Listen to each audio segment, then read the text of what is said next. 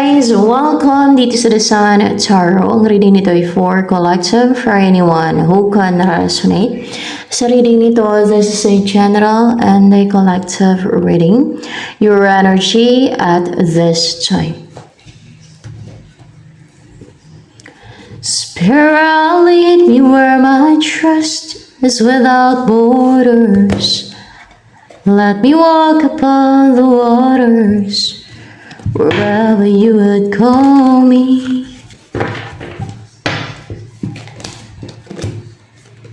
Eight of Wands in reverse. Knight of Wands. What's with the Eight of Wands in reverse here? Sa energy mo. May lumalayo sa'yo. Yung mga sinesend nila sa'yo, lumalayo sa'yo. Hindi nasisend sa'yo, hindi napakatake sa'yo. Ganon. And what's with the Knight of Wands in reverse here? Iwas, no? Hindi nakapang-atake sa'yo yung mga sinesend nila. The Empress.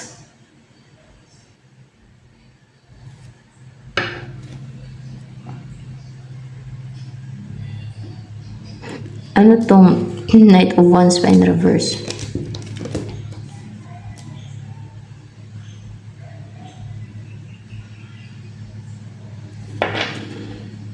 Ikaw ba yung Knight of Wands in reverse yan?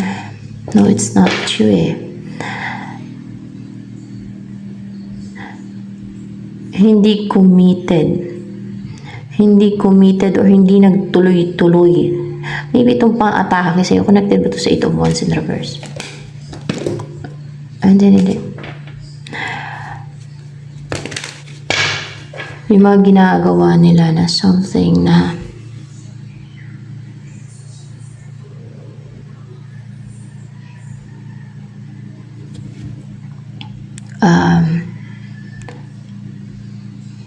evil. No.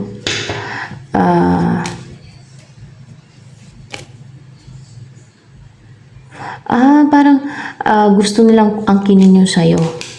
Gusto nila angkinin yung sa'yo. Gusto ka nilang kontrolin.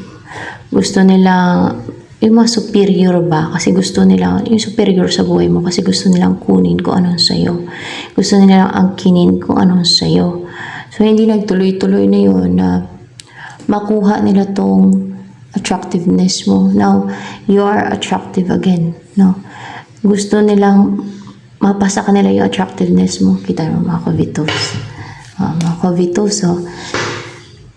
You know what? Ang mga dito sa mundong to ay tinetest ang mga tao eh. Kung piliin ang tama o mali. Kung piliin ang pagiging gahaman o ang pagiging selfish at yung mangharm din sa inggit o yung tama. Kasi doon i-judge kung saan siya mapupunta afterlife. Kaya nga, di ba, pinakawalan o hinayaan yung mga demons dito na mag-roam no, sa mundong to para i-tempt ang mga tao. Kasi sasalain nga ang tao eh. Pinipili lang kung sino ang pwedeng ma-save.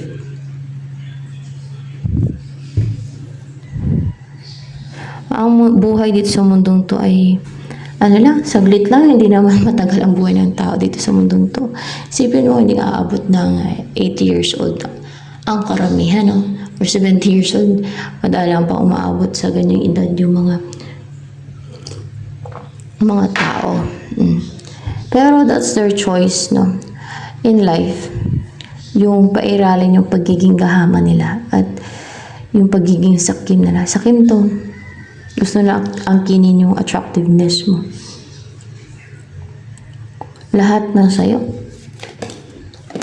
Lahat ng sayo gusto nila angkinin. May ganyan yung mga tao, guys. May ganyan talaga. Based on my observation, may ganyan mga tao.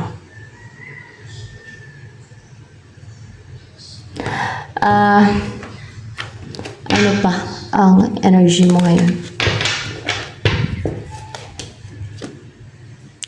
The Mother. Empress yan siya, in the Mother. So, ibig sabihin, nasa iyo ng lahat. Gusto nilang angkinin yun ng mga covetous, gahaman, sakim. Gusto nila mapasa kanila. Di kasi sila marunong makontento kung anong meron sila. So, ano pa ang about sa'yo? Upright Baton, Two of Swords. In reverse. Hindi ka stuck, hindi ka confused. Hindi clouded yung isip mo sa ano pa. Hindi ka din natenga, hindi ka na din napipiste yung kabuhayan mo, yung kaperahan mo. Pero, mukhang malungkot ka. Hindi ka contented sa situation mo ngayon dahil walang nagtitake pa ng action sa'yo. Maybe your person yun ang kulang sa buhay mo. Wala pa nag-offer ng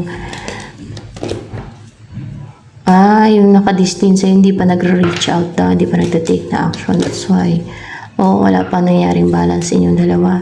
Gusto mo magkaroon ng balance ipaglaban ka niya, ipursue ka niya, yan.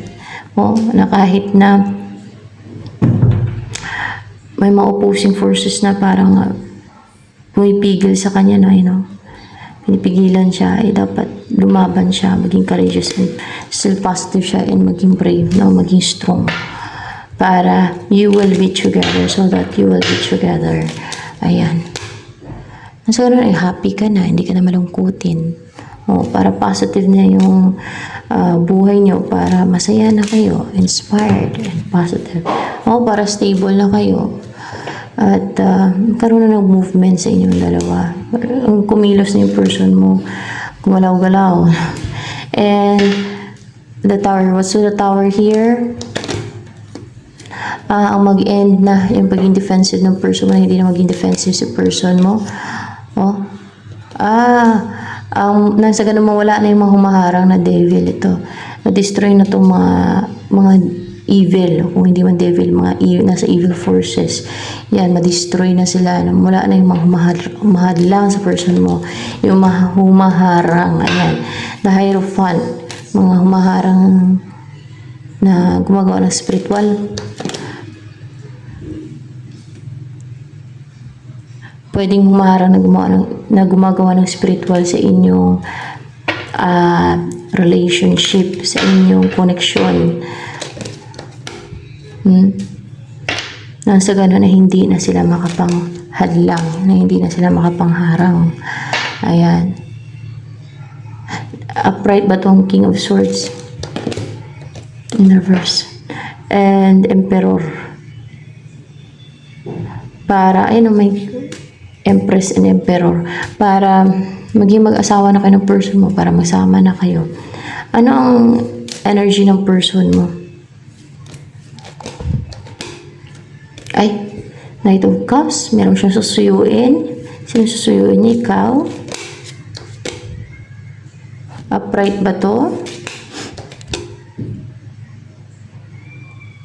One more upright ba tong Six of Wands? Ikaw ang susuyuin niya. Parang nag-juggling pa nga lang, guys. Kaya palang may susuyuin siya, may balak siyang suyuin, may gusto siyang suyuin, ikaw. Pero parang nagdadalawang isip pa, nag-juggling kasi 'di ba may humarang nga. Yun na yun, yung parang nagkaroon siya ng doubt, nag-hesitate. Dalawang isip, hindi makapag-decide kasi yun na yung humaharang. May gumagawa ng spiritual or deceit scheme, mga evil forces. Pati, for sure. May mga nagtutulungan. May mga nagtutulungan para hadlangan itong person mo. Mga kampo ng kadiliman. Mga nasa kadiliman, nasa darkness, mga kampo ng kadiliman. Mga witches din. Mga ganun pati.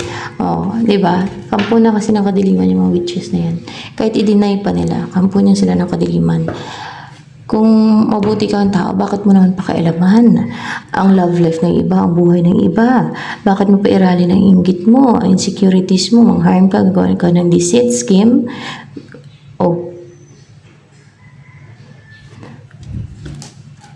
Hindi ganun ang nasa light.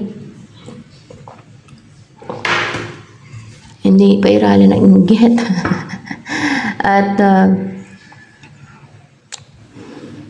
ano pa? Ang feelings ng person mo na yan sa'yo ngayon. Nakarecover na sa emotional turmoil. Sa pagmumukmok. Sa sadness. Ano pang iniisip ngayon ng person mo na yan sa'yo ngayon? Mag-invest. Mag-invest, guys. Yan.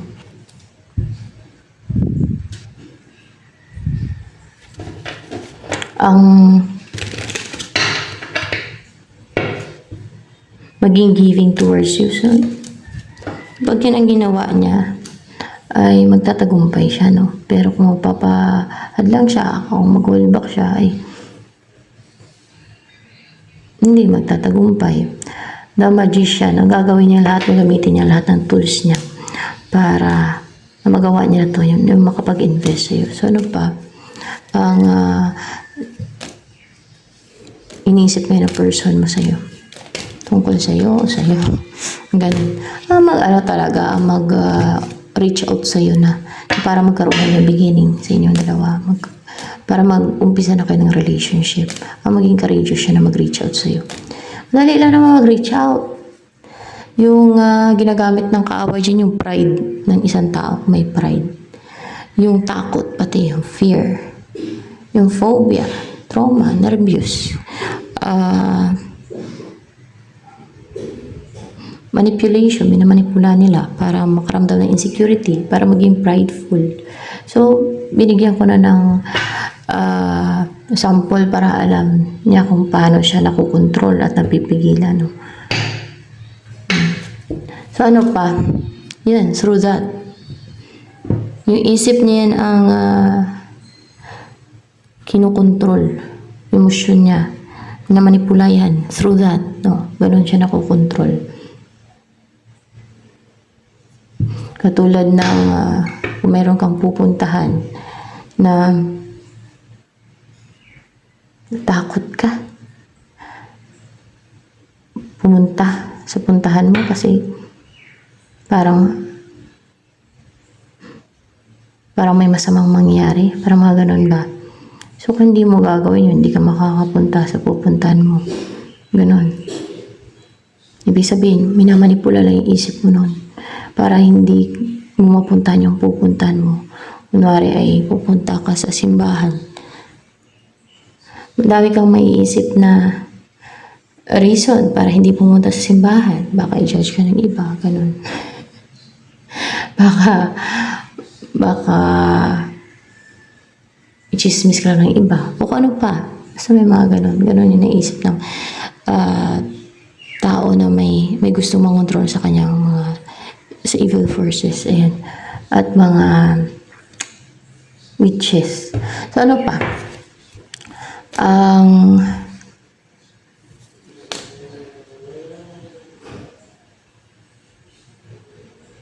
Yung iba, simba ng simba. Paglabas ay mangkukulam pala. Actually, guys, pala simba ngayon mangkukulam. Nagsisimba ngayon sila panay nga simbay. Pero tingnan yung gawain. Ang mangyayari sa kanila yung nangyari kay Cain din. Ano nangyayari kay Cain? Sa impyerno napunta sa Cain. Kaya naman ang rason nila. Ayaw nilang baguhin sarili nila. Ayaw nilang maging mabuting tao. Ayaw nilang itigil yung pag-iinggitira na yung nang-harm sila dahil sinainggit. Actually, madaming ganyan magtataka ka na lang, magulat ka na bakit naiinis o ayaw sa'yo na isang tao. Yung pala kayo naiinggit na pala. Bakit galit sila sa'yo? Galit siya sa'yo. Yung pala naiinggit. Kung bakit gumagawa ng scheme, witchcraft against you. Yung pala ka naiinggit. Hindi talaga makatwiran yung mga yan. At sabihin mo pang marami yung ganyan. Kaya marami talaga sila. Yung ganyan. Ay, hindi mo base kung sino ang tama.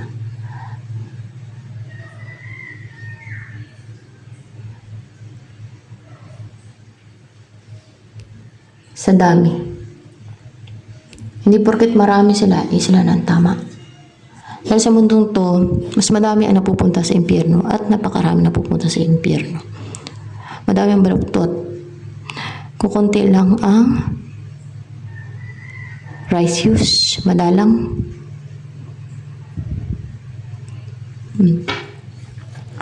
So, yan.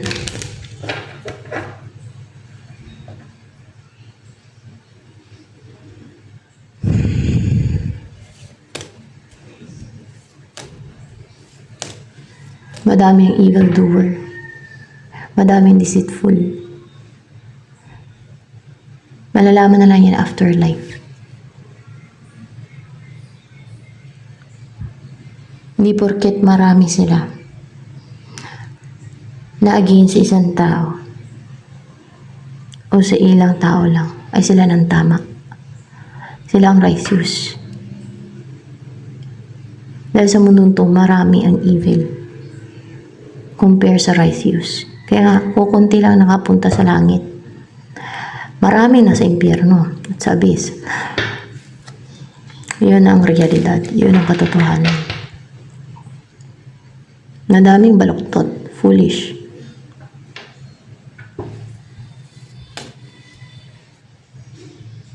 Parang katulad na ng path papunta sa hell. Ang daming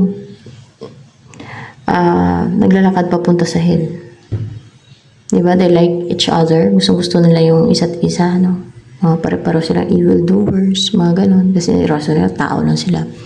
Ang papunta na mas langit, madalang. Isa, dalawa, kunti lang. Parang ganon. Very few nga, sabi ni Jesus Christ yung nakakasumpong na dahil papunta sa langit Yun na yung tinatake ng tao habang nabubuhay. Yes, there are temptations. Kaya nga, nagro-roam yung mga demons, diba? Kasi, sinasala nga yan, sasalain nga.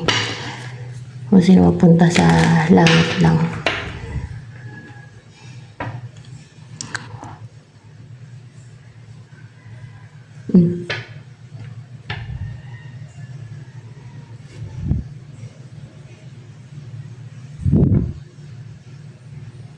So, ano yung iniisip ngayon ng person mo?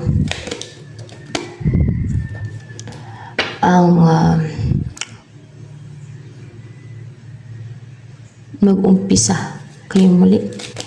Para bang may nag-end, yes, mag-umpisa kayong muli. May nag-end sa inyo na masakit. Masakit yung nangyaring ending. Maybe both of you nasaktan. Sa nangyaring ending, no? Nag-end. May nag-end sa inyo, relationship. Pero ang magsimula kayo muli daw. Diba? From the scratch. Kasi nagsasuffer siya, nadurusa siya. Without use, buhay niya. Kaya maging candid, prangka, kasi roaster yan. Maging brave, maging courageous na mag-take na action sa'yo, maging positive. Okay lang yan, kung may humaharang, kung porsigido naman siya At aware na siya kung paano siya nahadlangan, kung paano siya na-restrict, kung paano siya pinipigilan. If this person is wise, kung hindi siya foolish, hindi siya magpapadala sa mahadlang na yan. I-pursue niya na, i-pursue yung gusto niya. Doon ma-test, doon masusukat kung gaano siya tatag, kung gaano siya tibay, kung gaano siya strong, kung gaano siya alam mo yung hindi mamanipula, hindi magpadala sa manipulation, hindi siya magpadala sa pangontrol ng iba. Yun.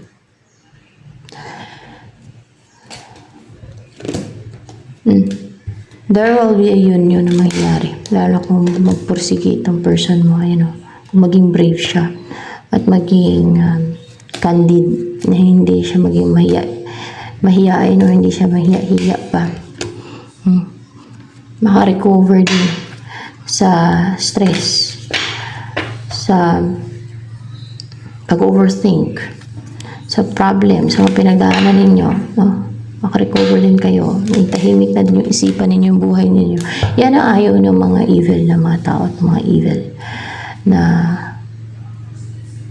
lahat ng evil. Ang mamuhay ng masaya at komportable at tahimik yung iba. Kasi ang gusto nila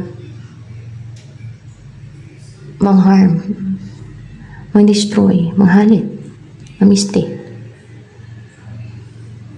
Yung nakikita na drusa, tapos suffer iba. Inis na inis sila pagka nakikita nilang masayang iba. Kasi evil sila eh. Kaya mayroong mga nilalagay sa impyerno at ang dami na pupunta sa impyerno. Ang dami na sa impyerno.